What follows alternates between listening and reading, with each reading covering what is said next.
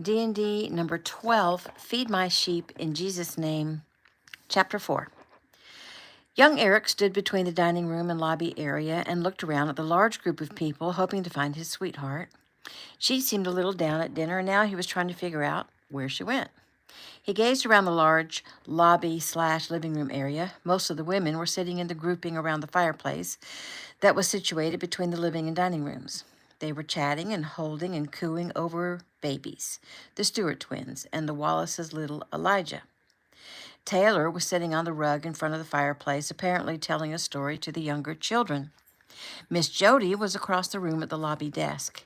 She said she was making some last-minute changes and would announce the room assignments in a few minutes so that everyone could get to their rooms and rest.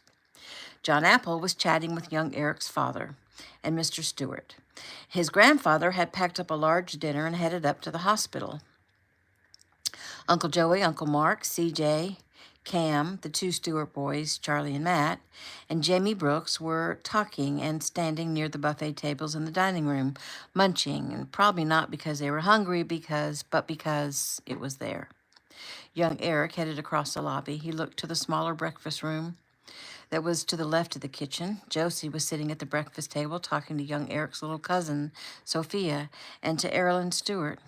He turned toward Miss Jody, who smiled at him as he approached. "Hey, Eric." "Hi, Miss Jody. Have you seen Jordan?" She frowned. "Not lately, but I'll keep an eye out for her." He heard a piano playing from the music room behind Miss Jody. "Maybe she's in there," young Eric said as he passed the lobby desk and peeked into the music room. Logan and Violet sat at the piano together, playing a duet. Gabe, Daisy, and Lily stood around the piano, and Rose was sitting in a chair, her eyes closed. Have you guys seen Jordan?" young Eric asked. Violet nodded her head. "Yes, she's in the kitchen. I went in to help with the dishes, but the staff and Jordan's mom have it taken care of, so I came out here." "Thanks," he said, and headed to the kitchen. He headed toward the back of the inn. The kitchen was situated behind the lobby area, between the breakfast room to the left and the giant dining room to the right of the kitchen. Eric walked into the kitchen. He smiled and nodded at 5 kitchen staffers who worked at the inn, and Jordan's mom, Mrs. Brooks, chatting as they worked, wiping down the counters and scrubbing the last of the pots and pans. At first, he didn't see Jordan. He had expected to find her chatting with the ladies or sitting at the island drying dishes or something, but instead she was standing against the wall near the kitchen door, leaning on her crutches, looking troubled. She looked up at him as he approached. "There you are," he said brightly. She smiled, but the smile didn't reach her eyes. "Jordan, what's wrong?" She shook her head. "Nothing really." "Are you tired?" "Not really. I mean, it's 8 o'clock here, but for us it's only 5. "Okay, well, I'm not stupid. There's something bothering you. What do you say we go out back for some privacy and we can talk?" She sighed and nodded. "Okay. Stay here. I'll be right back." She nodded. Young Eric headed back to the lobby and straight to his father. "Hey, Dad." "Son, I think Jordan's feeling a little down or something. I'm going to take her for a walk out back." "Okay," Ricky said. "Any clue as to what the problem is?" Eric shook his head. "Could be she's just not used to being somewhere other than home, or it could be jet lag, or maybe what we witnessed earlier today is bothering her. I'll let you know when I know." "Well, if I can help, let me know. Or Granddad." Young Eric nodded. "Thanks. And take your coats. It's going down into the mid-30s tonight." Eric nodded again and headed over to the pegs on the wall near the lobby desk. Near the lobby desk that held everyone's coats and scarves. He donned his own suede jacket with Sherpa lining and grabbed Jordan's new faux fur and suede jacket. He smiled. They almost matched. He went back into the kitchen and helped her put on her coat, then opened the large kitchen door and escorted her out. Jewel Brooks, who just recently changed her name from Perez to Brooks, turned and smiled at the young couple. "Are you two going out?" Eric nodded. "Yes, ma'am. I thought we'd get some fresh air." "Well, it's cold out there." Eric grinned. "I'll keep her warm." Mrs. Brooks laughed. "Have fun." Jordan nodded. "Love you, Mom." Jewel looked quickly back to Jordan. I love you too, sweetie. Have fun." They stepped out the kitchen door and looked around. To their left was part of the large patio that they were standing on. From the breakfast room, one could head out back through two sets of double French doors. Outside was a giant patio that ran from behind the breakfast room, stretched behind the kitchen, and ran over to meet the veranda that was outside the dining room doors. The entire space was beautifully decorated with lights and large planters, currently filled with fall mums. Out past the patio was a stone path, lit by solar lights that wound around the entire backyard space, all the way back to the pecan grove and eventually ended at the woods.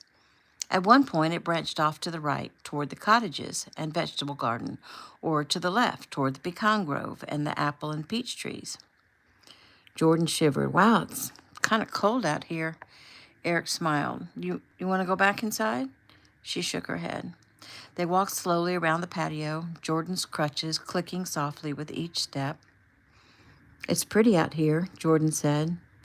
Young Eric nodded. The lights are nice. He pointed out toward the pool. And the pool fountain is nice. The sound of water flowing is cool. I mean, it's not the ocean, but I like it. Jordan looked over toward the pool and took notice of the water spraying out of one side of the pool up into the air and then landing in the center. The lights made the water sparkle, and it made a pleasant sound. She sighed.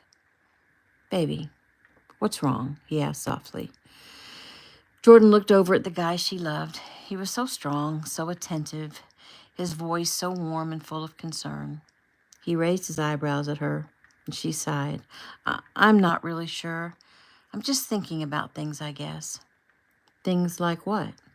She shrugged. I don't know. Are you a little bit homesick? She thought hard and shook her head. No, I don't think so. I mean, being here, it's really nice. Beautiful, green, different, but interesting. It's cool to see where Gabe grew up, to see what shaped him and what he saw every day. Eric nodded. He guided Jordan out to the stone path. Jordan sighed. 3. Did you ever almost lose your mom? He glanced at her. Lose her?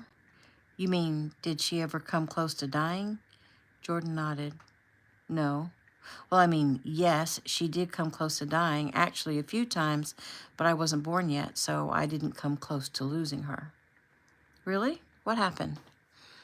Well, at one point, she tried to make a deal with some bad guys to leave our family alone, and the deal went bad, and the bad guy made her fall off the side of some rocks. You know those rocks where the kids like to climb if you head south on the beach at the Grand's house? Jordan nodded. She fell from the top of those rocks to the middle landing. Oh, wow. He nodded. Yeah. And another bad guy also shot her in the chest a few weeks later. Oh, wow. Yeah, it's a long story, really, and I have a feeling I don't really know the whole thing, but like I said, I wasn't even born yet, so I wasn't traumatized by all that. Not like Gabe was probably traumatized today. Jordan nodded. Poor Gabe. I mean, to see him so afraid, begging his mother not to leave him, it really got to me. Eric put his arm around her. So that's what's got you all down? Well, I'm not really down. At least I don't think I am.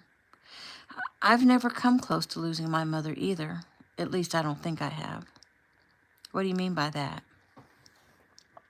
Well, I mean, who knows what kind of hell Peter put my mother through that she hasn't told me or that I was simply oblivious to. Well, you could always ask her about that. I'm going to. But anyway, I was just thinking, as far as I know, I haven't ever experienced almost losing my mom. And I'm thinking that because I haven't, I sort of take her for granted. Well, baby, actually, all of us humans, because we're human, we take things for granted. Jordan nodded. Right? Like, we don't realize how nice electricity is until the power goes out. Right, he agreed. And I'm thinking, I've been a horrible, ungrateful daughter to my mother, she said, her voice emotional. He stopped walking and faced her. She looked up at him, blinked, and tears ran over her cheeks. Oh, baby. I doubt that, he said softly, reaching up to wipe her tears with his thumbs. She shook her head. The love that Gabe showed for his mother today, the absolute, complete devotion, it got to me. And then I thought about the way I am with my mom. Jordan, what are you talking about? You're awesome with your mom. She shook her head. No, I'm not. I've been thinking about all the times I've been short with her. I've been impatient with her. I've been plain old disrespectful. I've taken her for granted. She turned and started walking farther down the path, shaking her head. Eric stared after her a moment, then quickly caught up to her when she stopped where the path divided, and they turned right.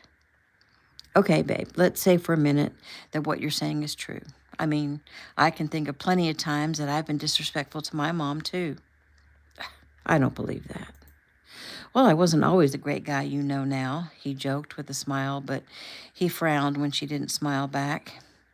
He walked along beside her silently for a few minutes.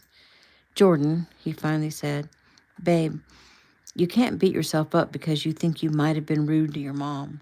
If you were, the only thing to do is repent and ask for forgiveness. I know both your mom and the Lord will immediately and readily forgive you. I mean, okay. I get that seeing what you saw today made you mindful of your own life, and that makes me proud of you. Doing some soul searching and making changes for the better is an ongoing process for us Christians. Yeah, but I bet you've never been rude to your mom, Jordan said. Eric smiled. Sure I have. And the light came on. I have, but there is a difference. She walked off the path and sat down on the grassy hill that overlooked cottage number 8 and laid her crutches beside her. Okay, what's the difference? He shrugged and sat down beside her. I had the advantage of a father who loved me and taught me and disciplined me. So when I smarted off to my mom, he immediately called me down. My father honored and loved and respected my mother, and there is no way that he would let me get away with being rude to her in any way. You didn't have that. Your father passed away, and your stepfather, well, you know. He turned to her. He rubbed a knuckle over her cheek. Babe, please don't be sad. She sighed. I'm not sad. I'm just disappointed in myself. Well, don't be, he said softly. Forgive yourself and just do better from this point forward. That's what Dad always told me when I messed up. She smiled. When did you ever mess up? He laughed. Oh, almost every day, on a regular basis. Dad had to keep a firm grip on me. Well, then, I guess he did a good job because you're perfect now. No, I'm far from perfect, especially with what I'm thinking right now, he said as he pushed her onto her back and leaned over her. He lowered his head and kissed her, and when he raised his head, he was breathless. Don't stop, she whispered. You said you'd keep me warm. Oh, Jordan, what am I going to do tonight? Tonight? What do you mean? Well, just the thought that I can't slip across the hall and snuggle with you during the night. It's making me feel so lonely. She reached up and wrapped her arms around his neck. Well, then we'd better get in as much snuggling as possible right now. I agree, he said as he kissed her again.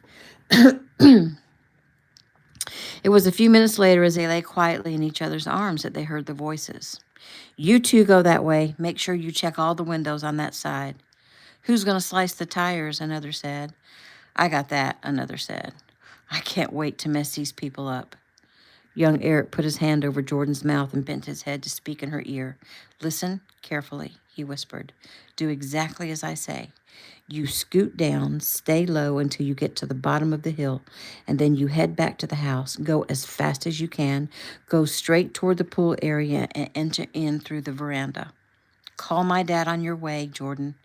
I'm going to go hold them off. Tell Dad I need help. But no time to argue.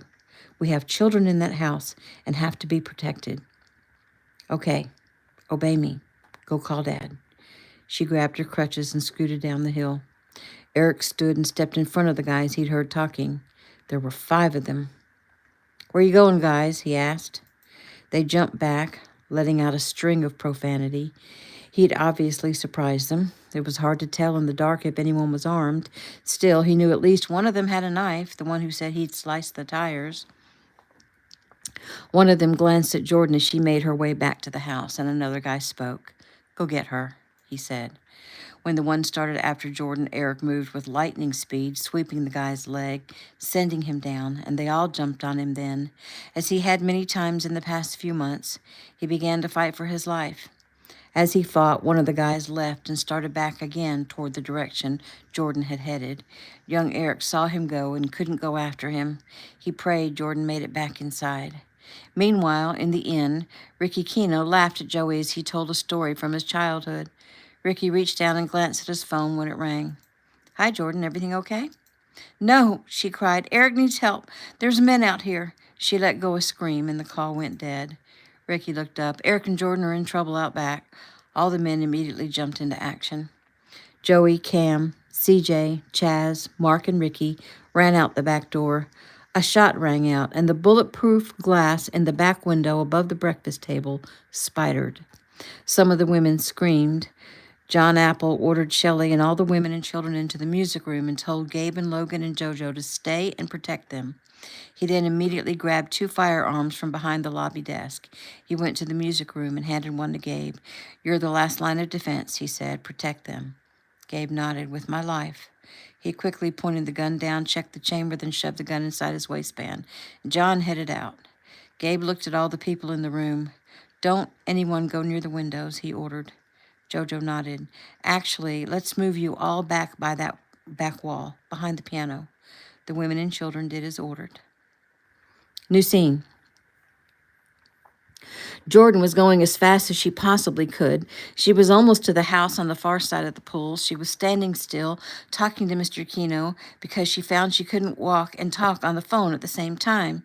She was standing alongside the far side of the pool when the bad guy caught up to her. He grabbed her around the waist and lifted her off the ground. She screamed and promptly dropped the phone in the pool.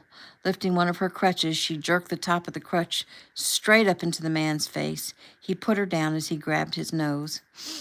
Jordan stumbled away, hopping on one foot, but he rolled over and came at her again. She swung the crutch with all her might at the guy and hit him across the back. Cursing, he grabbed the crutch from her grasp and tossed it away, then grabbed her and swung a fist at her face. As she ducked, and the punch only hit her on the side of her head. Still, it dazed her. He held her fast, getting ready to punch again when she kicked his shin with her cast. Furious, he headbutted her. Her eyes closed, and he let go of her. She fell backwards into the pool. He stood there looking at her for a second, then turned and ran away. Inside the music room, Jeffy moaned. "Logan," she said quickly, "Jordan needs help. She's in the pool. Go, now." Logan ran out the door, through the inn, out the terrace door, and dove straight into the pool. Jordan was splashing around, trying to make her way to the side, but her wet cast and wet coat were weighing her down. "I got you, Jordan," Logan said. "Be still." She obeyed and put her arms around his neck, and Logan had just gotten Jordan to the shallow end where he could walk out of the pool with her when young Eric arrived. He came down 2 of the steps into the pool, and Logan placed her gently into his arms. "Logan," young Eric said, "thank you." "Thank Jeffy." "I will." "Eric," Jordan cried as she coughed. "3, I'm so happy to see you." "Are you okay?" He chuckled. "Are you?" "Yes, he hit me a couple times and I fell in the pool. I thought you got shot." "No, the guy tried to shoot me. I took the gun from him just as it fired." Eric walked in through the veranda doors and went to set Jordan in front of the fire. Mark came in to tell Gabe and the women that the place was secure. Jewel came running out and threw herself down next to Jordan. "Jordan, are you okay? Oh, sweetie, you're soaking wet. Here, let's get this coat off." Jordan's teeth were chattering. That water is freezing." Young Eric helped lift her up so they could get the coat off of her. Jody brought towels and a blanket and handed them to Jewel, then turned and handed a large towel to Logan. She smiled at him.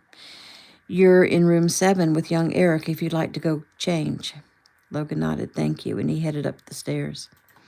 "Eric," Jewel began, "would you mind taking Jordan up to her room and let me get her out of these wet clothes? I don't want her to catch a cold." "You don't have to carry me. I can walk," Jordan said. "Oh, really?" young Eric asked. "How?" With my...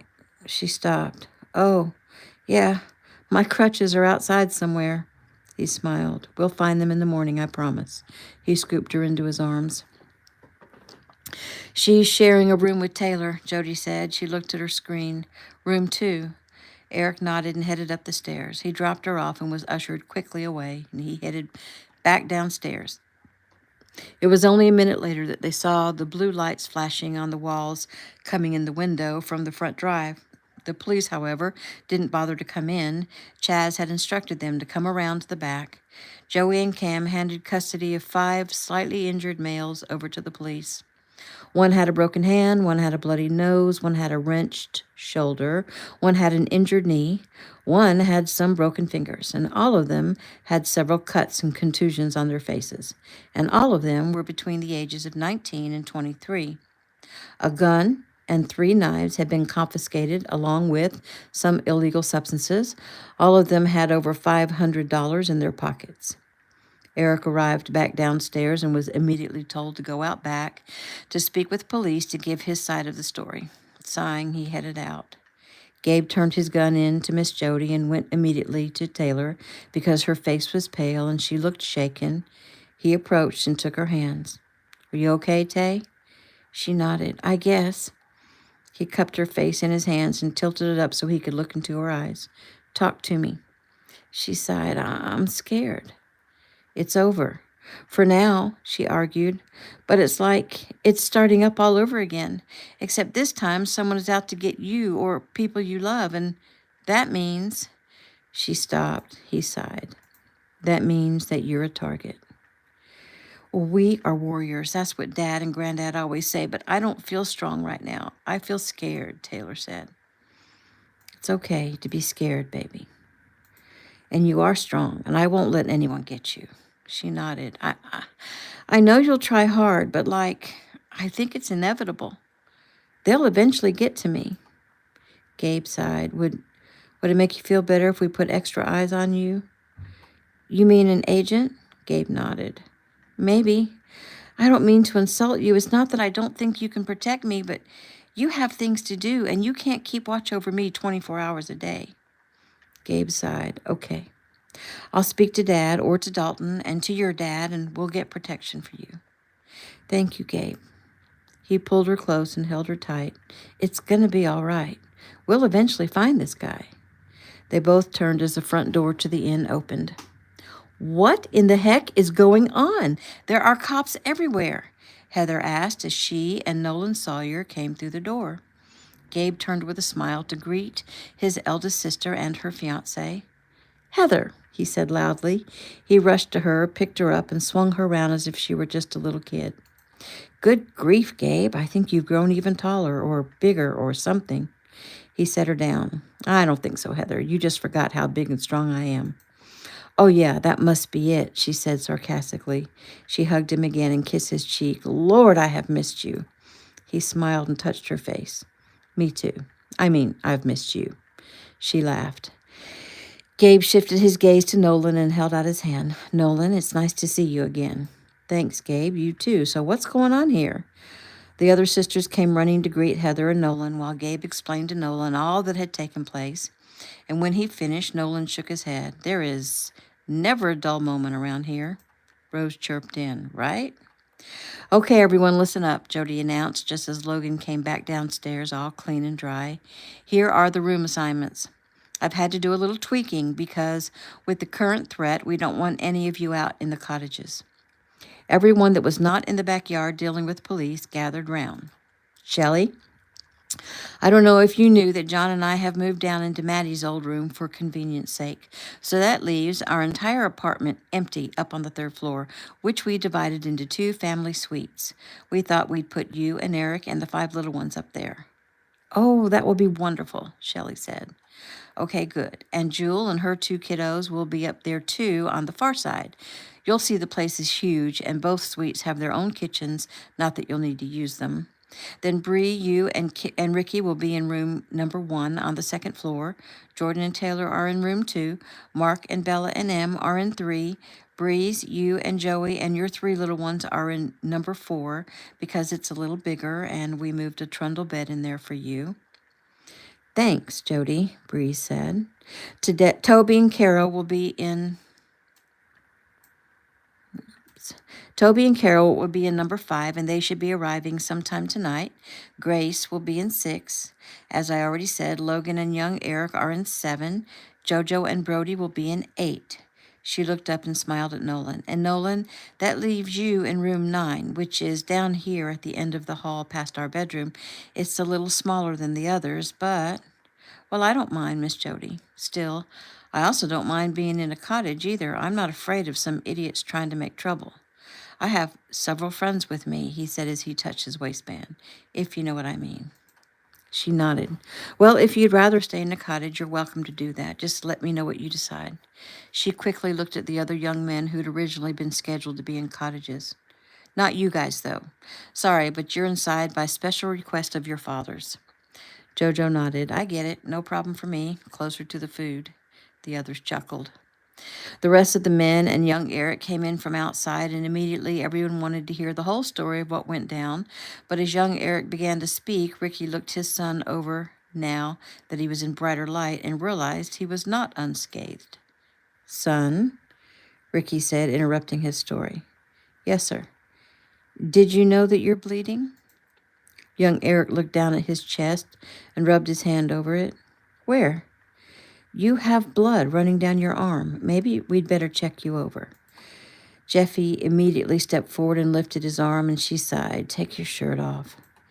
There were several gasps in the room as he pulled his long-sleeved knit shirt over his head to reveal a good 6-inch slice under his left arm. How can you not feel that? Jeffy asked. Young Eric shrugged. Guess I'm getting used to pain.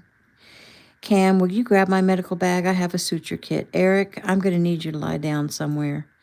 How about on the big table in the dining room, Jody suggested. John, will you grab a sheet? Yes, ma'am. While Jeffy stitched up young Eric, Joey told the story he'd heard young Eric tell the police. And when he finished, Gabe had a question.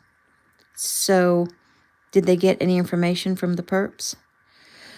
So far, just the same information as the guy who hurt Rose, Joey answered. I'm in touch with Jason, and we're working on some hunches.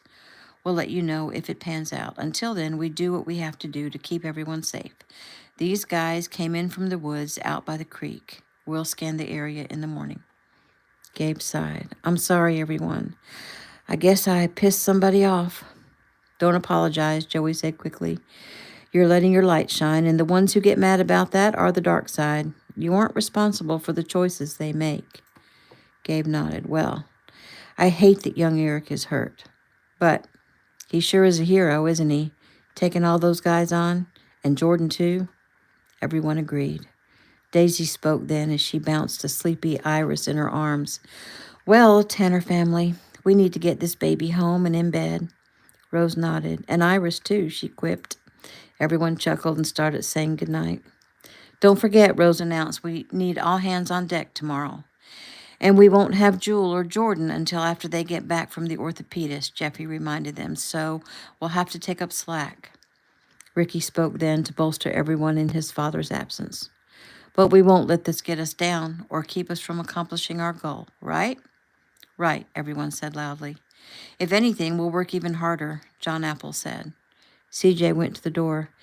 Tanners and Andersons, I'll escort you home. Nolan nodded. I'll go with you. And Miss Jody, I think I'll take a cottage if you don't mind. It puts me closer to Heather, he said with a smile. Gabe immediately made his way to young Eric as he was being stitched up and let him know that he was grateful for what he did. He then pulled Taylor aside. Tay, I spoke to your father, and he's going to arrange to have an agent with you. He'll be here in the morning. Thank you, she said quietly. I love you, Taylor. She sighed. I love you, too. Gabe frowned. Well, that didn't sound good. Like, are you upset with me? No, of course not. He looked into her eyes, wondering what she was thinking. He lifted her chin and kissed her softly. I'll see you in the morning. Good night, she murmured. The Tanners and Andersons took their leave. The men helped get luggage up to the respective rooms. Shelley and Bree gathered the little Kinos, and Jamie and Josie and made their way up to the third floor to get everyone tucked in. And Breeze and Bella scooped up their little ones and went to get them tucked in for the night. Sophia started to give her mom a hard time, but Joey pointed his finger at her and raised his eyebrow. And she pouted an adorably cute pout that had him smiling, and she headed off to bed. Taylor went up to join Jordan in her room. Logan and JoJo sat in the lobby chatting until Jeffy finished with young Eric, and once that was done, Jeffy took Eli up to her room to nurse him again. Jody went to make sure everyone had what they needed. Cam and Ricky and Mark, Joey, Logan, young Eric, JoJo and John Apple sat around the kitchen table discussing the actions that needed to be taken. And once they had things set in their minds, John offered a prayer to protect their loved ones, to protect this endeavor, and to give thanks that so far today everyone had survived.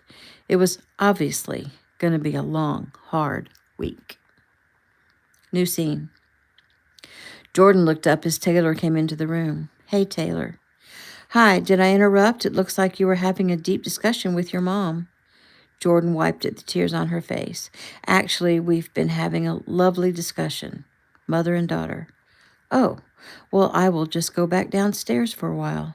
"No, don't do that. We were done, really. Come in, please."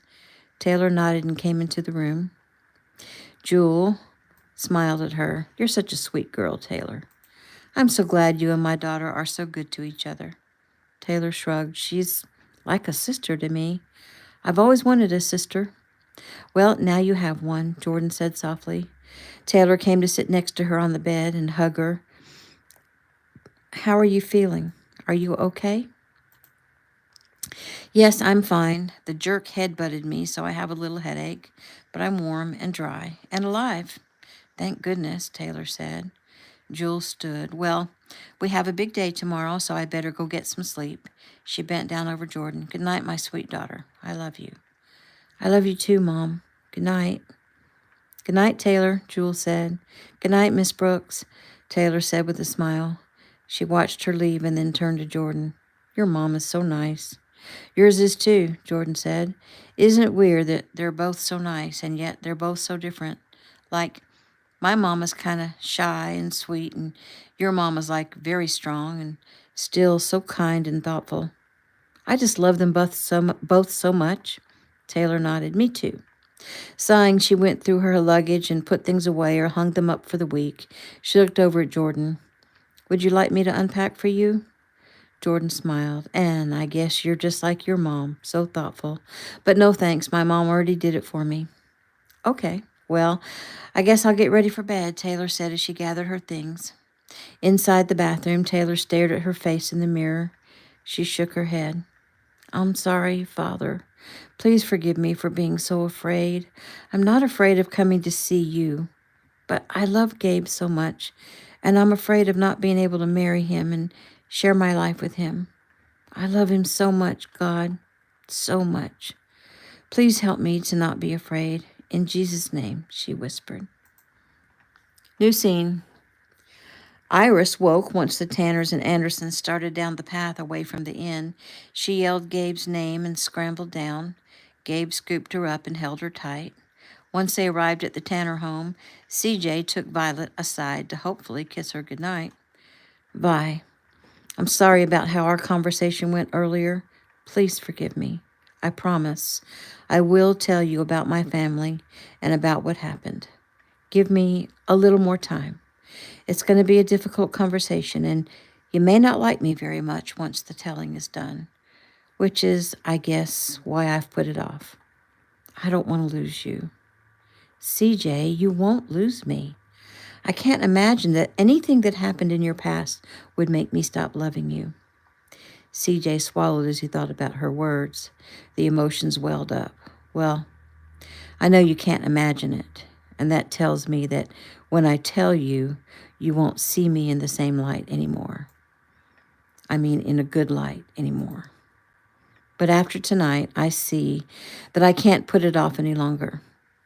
I'll lose you if I don't tell you, and I'll lose you if I do. So I guess I'll just spill it and let the chips fall as they may." "Or ashes," he added. What? He shook his head. Just give me some time. Maybe after Thanksgiving. She nodded. Okay. And to be fair, there is something that happened to me too. And yes, it was in New York. And I haven't shared it because I don't like to talk about it. It makes me ill, physically ill.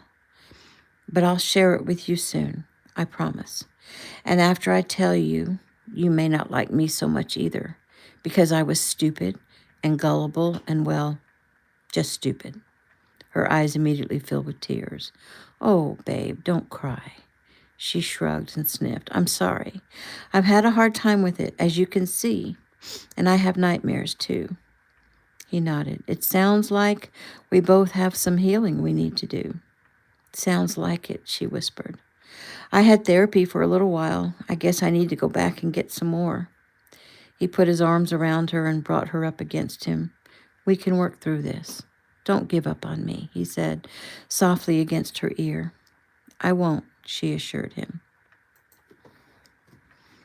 He pulled her away so he could look at her. He wanted to look at as much as he could while he could see the love in her eyes, because that very well may disappear once he tells her what she wants to know. She smiled at him.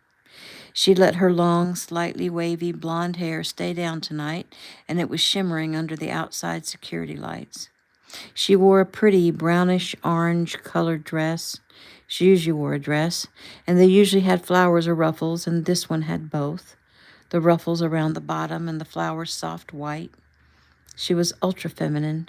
Her flawless skin, long lashes, and pink mouth made her mesmerizing. He loved looking at her. They could put her pictures in the dictionary next to the word angel, and it would be a perfect depiction. Her beautiful blue eyes were shining with love as she gazed at him. They may not shine much longer. He sighed, leaned forward, and kissed her. Good night, Violet. It's been a long, hard day. Get some rest. I will, she smiled. Rose is alive. My mom is alive. I have 2 adorable new siblings, and my brother and sister are home. There's so much to be thankful for. He smiled and nodded. So much, he said softly. He pushed her away. Now go inside and lock up. She kissed him one more time and headed up the porch steps. Don't lock me out, Heather called as Violet went inside. Violet gave her a thumbs up. CJ stayed and waited for Heather and Nolan to finish saying goodnight, but walked away to give them privacy. 6 more months, and we won't have to say goodnight anymore, Heather said. Nolan smiled at her. I can't wait for that time. When are we going to tell everyone our news? Heather asked. He sighed. I'm going to leave that completely up to you, whenever you feel is the right time. But I want to be around when you do it because I want to hear the big cheer when you tell them. Well, I promise I'll make sure we're together when I tell them, she sighed. You be careful in that cottage tonight. Oh, don't worry. I'm a light sleeper, and I'll have my buddies right beside me. Well, if I sneak in to see you in the middle of the night, don't shoot me. He shook his head. Heather Anderson, you'd better not leave this house in the middle of the night. She smiled slyly. He took her by the shoulders and gave her a shake. I mean it. I want your word right now. Well, what will you do if I don't give it to you? I'll tell your father and Gabe that you have plans to sneak out. She frowned, her blue eyes shining up at him. Now that's just plain old mean. He chuckled. That's me, so mean, he said as he pulled her close and kissed her once more. Good night, my flower girl. She sighed. Good night, my big, handsome cowboy. He pushed her away and watched her head up the steps. She was adorably cute in her tight jeans, her suede boots, and oversized white sweater. He watched until she finally disappeared inside the house. He glanced behind him at CJ and nodded with a smile. Those girls are something else, aren't they? CJ nodded in agreement. Pretty special young ladies. I hear you might pop the question soon. CJ frowned. Oh, we have some obstacles to get over first. Oh, sorry, man. I didn't mean to pry. I thought it was as good as done. Yeah, me too. He sighed and looked over the Tennessee rancher. Have you two set a date? Only an approximate date, sometime this next summer. We also have a few details that we need to take care of before we're ready.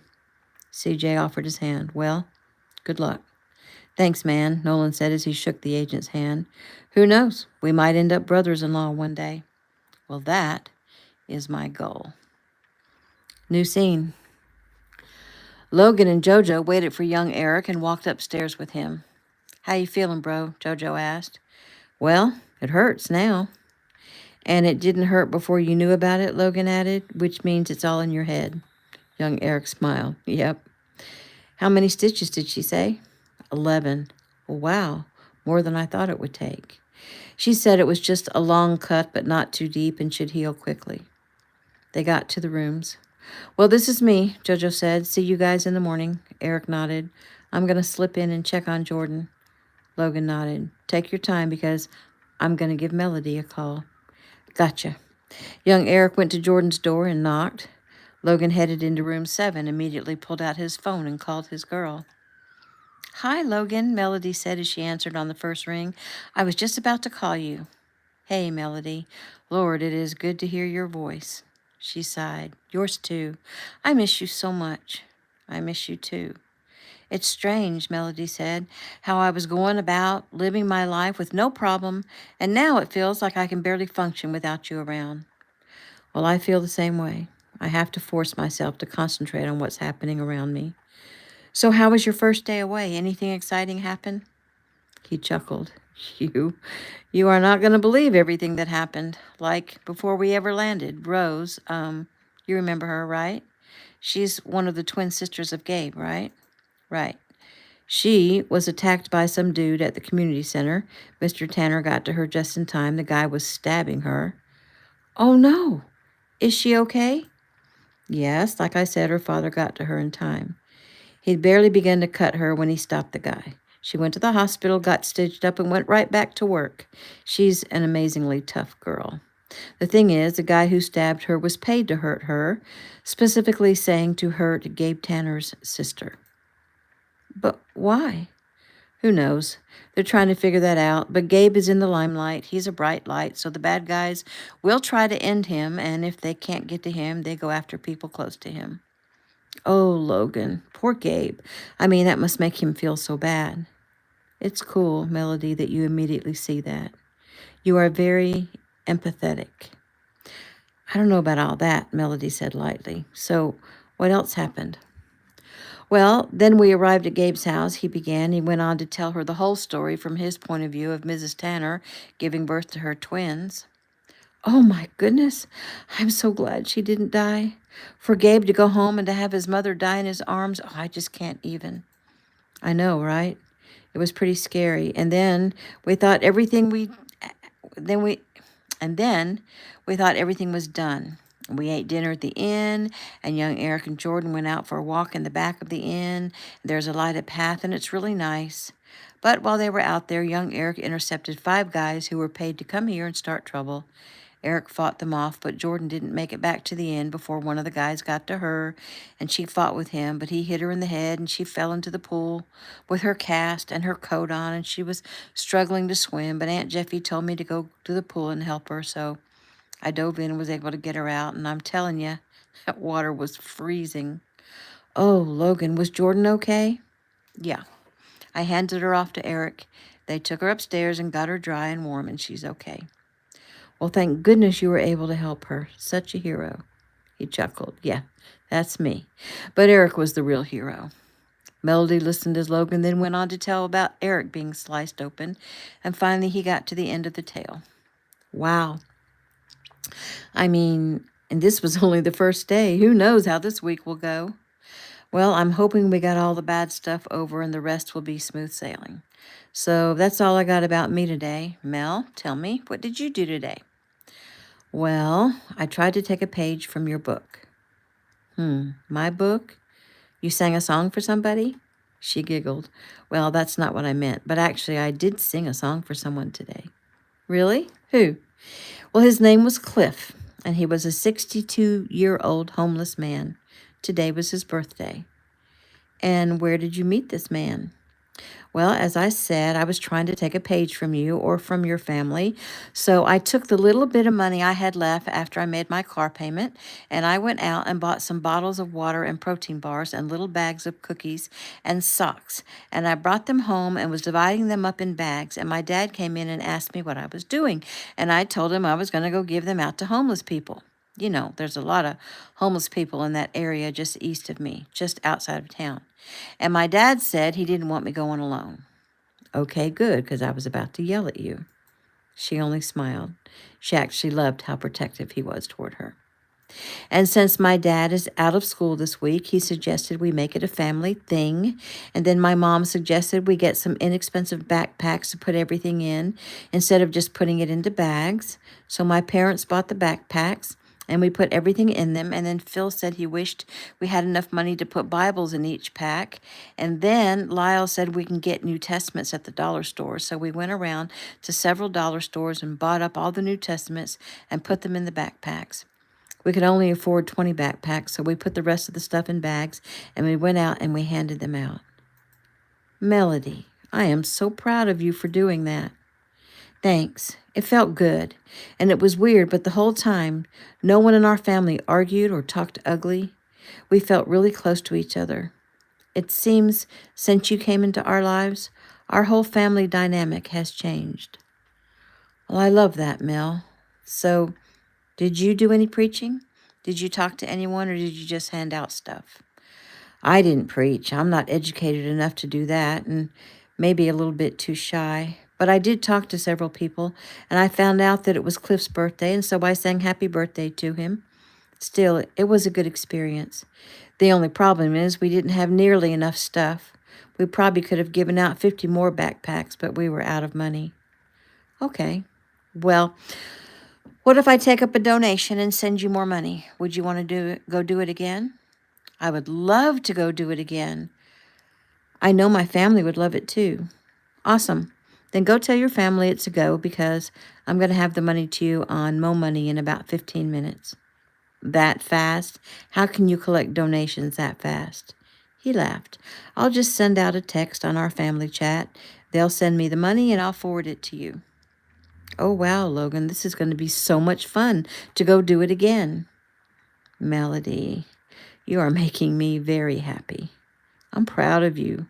I miss you so much. I wish I was there to help you with this project. Well, maybe we can make it an ongoing project. I mean, Christmas is coming. Maybe we can help some homeless families celebrate.